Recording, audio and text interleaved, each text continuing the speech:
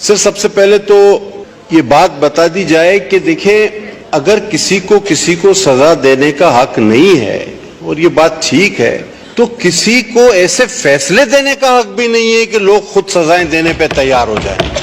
یہ آپ بھی جانتے ہیں, میں بھی جانتا ہوں, یہ ایوان بھی جانتا ہے کہ کچھ ایسی چیزیں ہیں جن پر ہم اپنے جذبات پر قابو نہیں رکھ پاتے اور یہ مسئلہ اس میں سر فہرست ہے.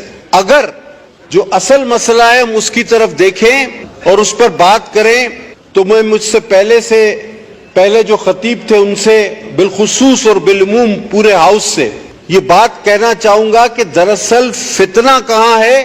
فتنہ ہیومن رائٹس کے نام پر, انسانی حقوق کے نام پر مغرب سے پھیلایا جاتا ہے. یہ مرتد وہاں جاتے ہیں اور کہتے ہیں جی پاکستان پہ ہم پہ بہت ظلم ہو رہا ہے. ہزاروں ویڈیوز, سینکڑوں ویڈیوز آپ سب نے دیکھی. اور مغرب چونکہ اسلام کے بارے میں جانتا نہیں تو وہ یہ کہتا ہے کہ بھائی آپ لوگ ان کو مسلمان کیوں نہیں مانتے؟ مسلمان, میں نے اس سے پہلے کچھ دنوں پہلے ایک ہاؤس میں ایک ذکر کیا تھا, بعد میں پتہ چلا کہ ان جج صاحب نے اپنی تصحیح کر لی تھی. وہ ہائی کورٹ کے جج صاحب نے ایک فیصلے میں لکھ دیا the sect of Muslims it's a minority. اب سب اصل بات کی طرف ہم آج یہ پیغام اس ہاؤس سے مغرب کے ان دانشوروں کو, ان انسانی حقوق کے علمبرداروں کو, ان جھوٹے قصے خوانوں کو, ان انسانیت کے جھوٹے نعرے بلند کرنے والوں کو لاؤڈ اینڈ کلیئر یہ پارلیمنٹ آج یہ میسج دینا چاہتی ہے کہ بھائی ظلم ہم نہیں کر رہے, حملہ تو ہم پر ہو رہا ہے. ہم سے پوچھا گیا کہ بھئی آپ انہیں مسلمان کیوں تسلیم نہیں کرتے؟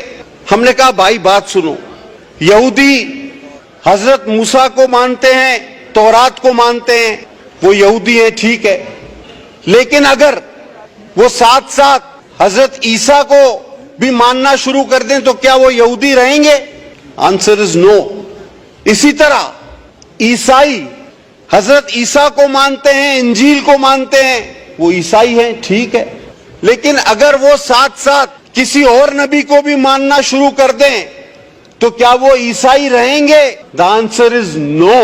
او بھائی اسی طرح اگر یہ منافق اپنے آپ کو مسلمان کہتے ہیں اور میرے آقا محمد صلی اللہ علیہ وسلم کی علاوہ کسی کو نبی مانتے ہیں تو یہ کبھی بھی مسلمان نہیں ہو سکتے, یہ کبھی بھی مسلمان نہیں ہو سکتے.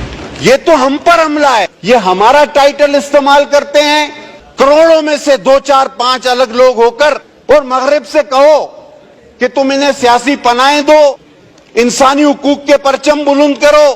ایک سی ڈی کی کاپی رائٹ ہو جاتی ہے کسی فلم کی تو قانون لاگو ہو جاتا ہے. کاپی رائٹ کو بہت بڑا جرم بنا کے پیش کیا جاتا ہے.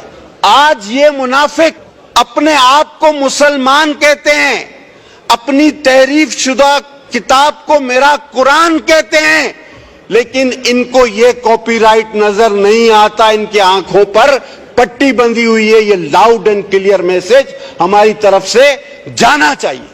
اس مقدس ایوان نے عظیم فیصلے جو کیے ان میں سے یہ ایک عظیم ترین فیصلہ ہے, اور یہ ہمیشہ کے لیے ایک مہر ہے.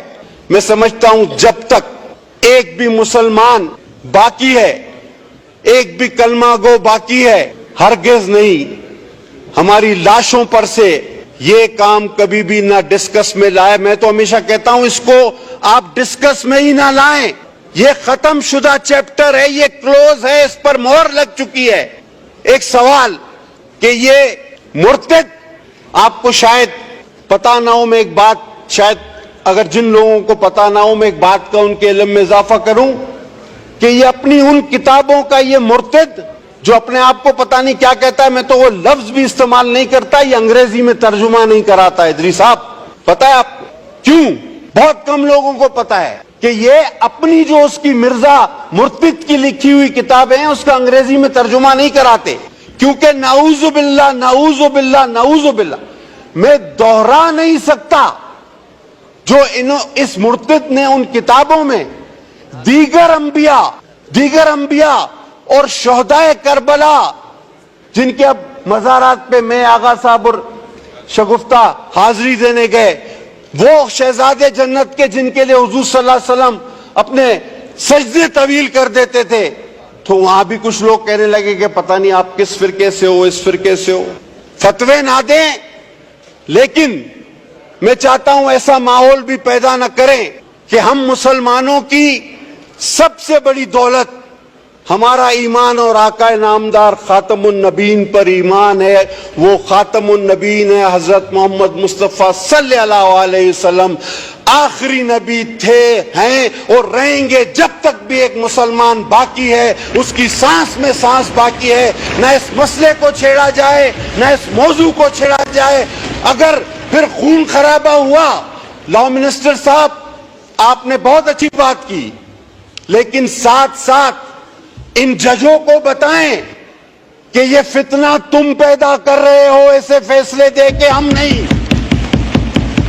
یہ فتنے نہیں ہونے چاہیے، یہاں تک تو میں آپ کے ساتھ ہوں، لیکن فتنہ پیدا کرنے والے کو کتنی بڑی سزا ملے گی ایک بار پھر ماشاءاللہ کھڑے ہو کر یہ بھی بتا دیجئے کہ جو اس 25 کروڑ عوام میں فتنہ پیدا کرتا ہے، جو پتہ نہیں کتنی لاکھوں میں تنخواہیں لے کر اس قوم کو اپنی قلم کے ذریعے اس آگ میں جھونکنا چاہتا ہے، ہمارے ایمانوں پر ضرب لگانا چاہتا ہے، ہمارے جذبات پر کھیلنا چاہتا ہے، اس کو کتنی بڑی سزا ہم دینے جا رہے ہیں، یہ بھی پتہ ہونا چاہیے.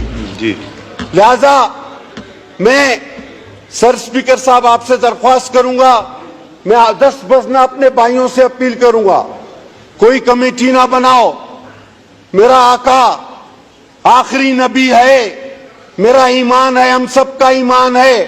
اس مسئلے کو دوبارہ پیچیدہ اور ڈسکس کرنے کی کوئی ضرورت نہیں. ہاں ایک کمیٹی بناؤ کہ جو اس قسم کے فیصلے دیتے ہیں جس سے عوام میں بے چینی، انتشار اور فتنہ پھیلتا ہے، ان لوگوں کی کیا سزا ہونی چاہیے. اور آرٹیکل کو اگر ری رائٹ کیا گیا، تو کیا وہ آرٹیکل 6 کے زمرے میں آتا ہے یا نہیں آتا، یہ بھی بتایا جائے. کیونکہ آئین میں تحریف تو پھر آرٹیکل 6 آپ کے پاس آلریڈی موجود ہے اور اس کی سزا موت ہے. تو میں اس ہاؤس سے، آپ کے توسط سے، اپنی تمام جماعتوں کے ساتھ مل کر ایک لاؤڈ اینڈ کلیئر میسج بھیجنا چاہتا ہوں. چاہے کتنا ہی لمبا کالا کوٹ آپ پہن لو، چاہے کتنے ہی لوگوں کو آپ نے پھانسی پر چڑھا دیا ہو، آپ ہمارے ایمان پر حملہ مت کرو، ہمارے ایمان پر خدا کے واسطے حملہ مت کرو. حضرت محمد مصطفیٰ صلی اللہ علیہ وسلم کی جو شان ہے وہ ہمیشہ رہے گی، تم کچھ نہیں کر سکتے.